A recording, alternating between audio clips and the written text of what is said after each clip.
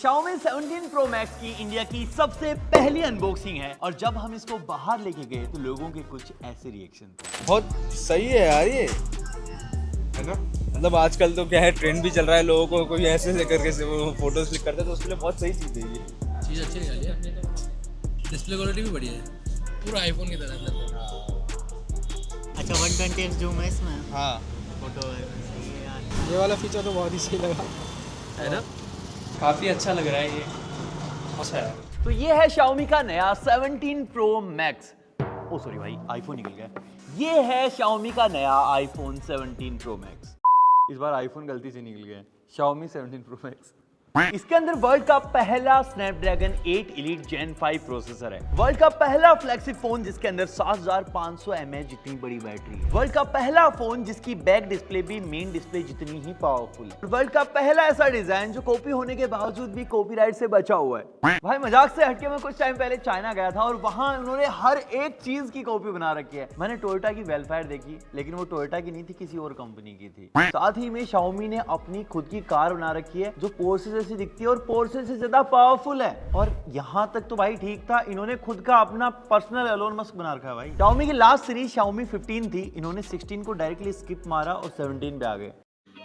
समझ रहे हो आप? और भाई 17 तो छोड़ो, 17 Pro Max पे आ गए। ओ भाई सॉरी, 17 Pro Max पे आ गए। ये अपने फ्लैगशिप में कभी 6.8 इंचेस की डिस्प्ले के आगे नहीं गए, लेकिन इस बार इन्होंने 6.9 इंचेस की डिस्प्ले निकाली है भाई, बिल्कुल मैच करते हुए। लेकिन सीरियसली इन्होंने एप्पल को काफी चीजों में टक्कर दी है और एक तो ऐसा फीचर लेके आए हैं जिसकी वजह से पूरा का पूरा एप्पल आईफोन बन जाता है। तो भाई शुरू करते हैं अनबॉक्सिंग से। काफी लंबा सा बॉक्स है, एकदम प्रीमियम सा फील होता है। Xiaomi 17 Pro Max को engineered with Leica, powered by Xiaomi HyperOS। Okay भाई, यहाँ पे दो सेक्शन बने हुए हैं। अगेन ये बड़ा वाला सेक्शन, इसके अंदर ओ भाई एक बैक कवर है इसका, ये एक ट्रांसपेरेंट बैक केस है। इसके बाद अलग से हमको यहाँ पे मिलता है 100 वोल्ट की चार्जिंग ब्रिक, एक टाइप A to C वाली केबल और उसके बाद obviously phone, and that's all. तो भाई ये है नया नवेला Xiaomi 17 Pro Max। ये भाई आईफोन का नाम ही नहीं, लुक एंड फील भी बिल्कुल आईफोन वाली ही लेके आता है। मेरे को ज्यादा चेंजेस फील हो नहीं रहे हैं आईफोन की और इसकी इन हैंड फील में। ये साइड के कर्व बिल्कुल सेम आईफोन जैसे ही फील होते हैं। ये कैमरा प्लेटो, ये ऊपर की तरफ कैमरा की प्लेसमेंट, ये बिल्कुल आईफोन जैसी है। इन्होंने भाई बस एक कैमरा नीचे डाल दिया, वरना तो आईफोन दे देते पूरा ही। भाई अब मेरे को एक खतरनाक चीज चेक करनी है। मैंने आईफोन तो खरीद लिया लेकिन इसका बैक कवर नहीं खरीदा। एक बार इसके ऊपर इसको लगा के देखता हूँ एकदम फिट बैठता है क्या। ओ भाई आ गया भाई। ये बिल्कुल एग्जैक्टली आ जा रहा है, बस जो बटन की प्लेसमेंट है वो सेम जगह पे नहीं होने की वजह से थोड़ा इधर उधर हो जा रहा है। और Xiaomi का कैमरा प्लेटो थोड़ा सा बड़ा है एज कंपेयर टू आईफोन के। इसके अंदर HyperOS 3.0 आता है और भाई ये बाहर से ही नहीं, अगर आप इसको अंदर से भी देखोगे तो ये कैमरा आइकन्स, ये कंट्रोल सेंटर, ये नीचे का सर्च बटन, ये बिल्कुल आईफोन से ही इंस्पिरेशन ली हुई लगती है। ये मैचिंग मैचिंग वाली चीजें Xiaomi ने जानबूझ के करी है। मान लो आप मार्केट में एक चॉकलेट खरीदने गए, वहां पे आपको टेक मास्टर की एक नई चॉकलेट मिल गई और दूसरी तरफ डेयरी मिल्क की चॉकलेट पड़ी है। आप डेयरी मिल्क की खरीदोगे क्योंकि सालों से खरीदते आए हो, भाई भरोसा है। तो भाई फ्लैगशिप फोन के केस में ये है डेयरी मिल्क। और Xiaomi को अगर लोगों के दिमाग में अपनी छाप छोड़नी है तो उसको अपने फ्लैगशिप फोन दिखाने होंगे आईफोन की तरह, ताकि जो लोग आईफोन खरीदना चाहते हैं उनका ध्यान Xiaomi की तरफ भी जाए। भाई ध्यान तो खींच लोगे लेकिन सेटिस्फेक्शन दोगे कैसे? इसके लिए इनको देने पड़ेंगे फीचर्स, और एग्जैक्टली इन्होंने ऐसा ही किया। सेम साइज और थिकनेस के बावजूद भी इन्होंने 7500 mAh की सिलिकॉन बैटरी दी। बैक में ये एक मैजिक स्क्रीन दी है, इसका यूज केस मैं आपको आगे दिखाऊंगा। और Snapdragon 8 Elite Gen 5 प्रोसेसर जो लिटरली भाई 5 दिन पहले मार्केट में आया है। ये एंड्रॉइड की दुनिया का सबसे पावरफुल प्रोसेसर है भाई। लीक्स वगैरह में इसके जो स्कोर्स हैं वो 4 मिलियन के भी ऊपर जा रहे थे, लेकिन भाई जब हमने एप्पल के लेटेस्ट A19 Pro Bionic और Snapdragon 8 Elite के अंतुतों को Xiaomi 17 Pro Max से कंपेयर किया, भाई इतनी कम परफॉर्मेंस,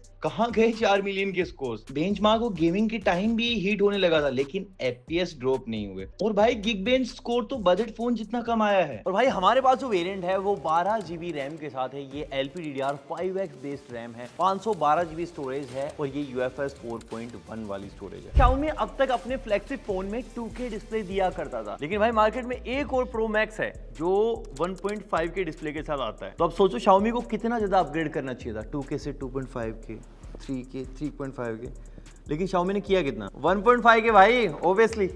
This is business. और इतनी सारी मैचिंग देख के मेरे को ऐसा लग रहा है कि A19 Pro बायोनिक चिप के लिए भी बात करी होगी, बन नहीं पाई होगी वरना इसमें आती है। बाकी भाई इसके अंदर 6.9 इंचेस की LTPO AMOLED डिस्प्ले है डोल्बी विजन के साथ, और ये 120 हर्ट्ज की हाई रिफ्रेश रेट के साथ आती है। बाकी देखो डिस्प्ले के नंबर्स में Xiaomi आगे है, लेकिन साइड बाय साइड जब आप वीडियो चला के देखोगे तो आईफोन की डिस्प्ले बहुत ज्यादा सुपीरियर है। देखो आईफोन डार्क एरियाज को काफी अच्छे से एक्सपोज करता है, बाकी कलर्स डिटेल्स बहुत सुपीरियर देखने को मिलती हैं आपको आईफोन में। मतलब साइड बाय साइड देखोगे तो आईफोन की डिस्प्ले में आपको अलग ही रंगीनियां दिखाई देंगी भाई। आईफोन भी लाइक कब तक पीछा करोगे हमारा। बाकी बहुत कम ही फोन होते हैं जो एप्पल आईफोन के स्पीकर्स को टक्कर दे पाए भाई, ये फोन उनमें से एक है।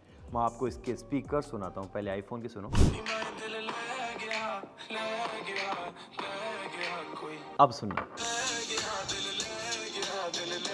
इसकी लाउडनेस भाई एप्पल आईफोन से ज्यादा है, इसके अंदर ट्रबल ज्यादा है, बेस कम है, आईफोन में थोड़ा सा बेस ज्यादा है, लेकिन नो डाउट भाई Xiaomi में लाउडनेस ज्यादा है। उसके अलावा इस फोन की खास चीज है भाई ये पीछे वाली डिस्प्ले। नॉर्मली 18 से 20 हजार रुपए की प्राइस में ये सेकेंडरी डिस्प्ले मिल जाती है, लेकिन वो उतनी काम की नहीं होती। मोस्टली फोन बेचने के लिए ये डिस्प्ले डाली जाती है, लेकिन ये Xiaomi का फ्लैगशिप फोन है ऑलमोस्ट 1 लाख रुपए की प्राइस का, तो इसके अंदर सेकेंडरी डिस्प्ले क्यों डाली? सिर्फ मार्केटिंग के लिए या फिर सच में ये यूजफुल है? क्लियरली बताऊं तो दोनों ही। इन्होंने एग्जैक्टली सेम स्पेसिफिकेशन डाल दिए हैं जो इन्होंने फ्रंट ये बड़ी वाली डिस्प्ले के अंदर डाल रखे हैं। सेम 120 हर्ट्ज की हाई रिफ्रेश रेट मिलती है, सेम ब्राइटनेस आपको मिलती है, और उसके अलावा भी आप काफी कमाल की चीजें इसके साथ कर सकते हो, वो बताता हूँ आपको। डिस्प्ले पे जो भी सेट करना है आप यहाँ पे लॉन्ग प्रेस करोगे तो आपको बहुत सारी चीजें इसके अंदर देखने को मिल जाएंगी, और इतने से भी आपका पेट ना भरे तो आपको अंदर की तरफ जाना है।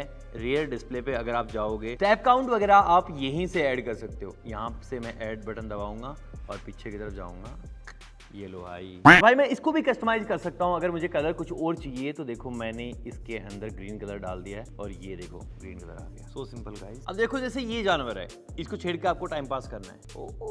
देखा भाई, बढ़िया टाइम पास का जरिया है। और यही सब नहीं, आप अपनी खुद की AI इमेज जनरेट करवा सकते हो, खुद की इमेज लगा सकते हो, खुद का फोटो से वीडियो क्रिएट करवा के फिर लगा सकते हो। जैसे मैंने ये अपनी AI इमेज लगा रखी है, इसको मैं लगा सकता हूँ। उसके अलावा मैंने ये वाला जैसे वीडियो बनाया, इसको मैंने अप्लाई कर रखा है। अब मैं इसको जब जब टच करूंगा ये बोलना स्टार्ट करेगा।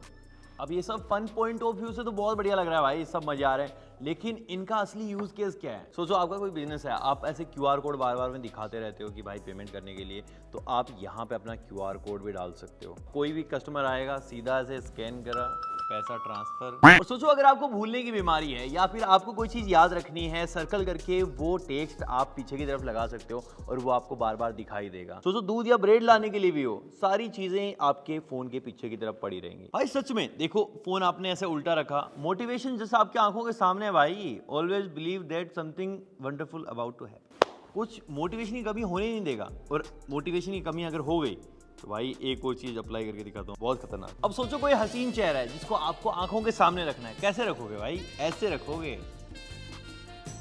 ओ माय गॉड, डिस्प्ले की ब्राइटनेस ऐसे लग रहा है बढ़ सी गई है।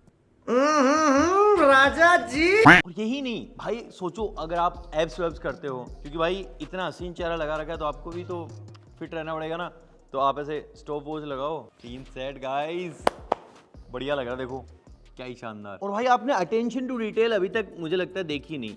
ये जो पानी का लेवल आपको दिख रहा है, ये धीरे धीरे जैसे जैसे टाइमर नीचे चलता जाएगा ये खत्म होता चला जाएगा। भाई जैसे गाड़ी में डीजल खत्म होता है वैसे। लेकिन भाई इन सारे यूज केस सिनेरियो से बढ़ के भी एक और चीज है जहां पे आप सबसे ज्यादा इस बैक डिस्प्ले को यूज करोगे, और वो है कैमरा। इसके अंदर भाई 50 मेगापिक्सल का मेन सेंसर मिलता है, 50 मेगापिक्सल का अल्ट्रा वाइड है, और 50 मेगापिक्सल का टेलीफोटो सेंसर है जो 5x ऑप्टिकल जूम कर सकता है। पता नहीं क्यों कैमरा वैसे ध्यान सा नहीं जा रहा है। और भाई इसका सेल्फी कैमरा भी कम नहीं है, ये 50 मेगापिक्सल के ही फ्रंट सेल्फी कैमरा को भी लेके आता है। और अगर आप फ्रंट वाली डिस्प्ले पे कैमरा प्रीव्यू देख रहे हो और पीछे की तरफ ऐसे आपको चाहिए, तो पहले आपको ऐसे राइट स्वाइप करना पड़ेगा, उसके बाद इसके अंदर आएगा। ऐसे नहीं एक्सीडेंटल टचेज हो गए भाई, पीछे का भी चल रहा है आगे का भी चल रहा है, ऐसा कुछ नहीं। अगर आप इसके बैक कैमरा से सेल्फी लेने जा रहे हो तो ये सेल्फीज सबसे ज्यादा हाई क्वालिटी में होने वाली हैं। आपको मैं side by side iPhone 17 pro max से कंपेयर करके दिखाता हूं इनके अंदर कितना डिफरेंस है। तो पहले मैं इसके मेन कैमरा से अपनी फोटो लेता हूं।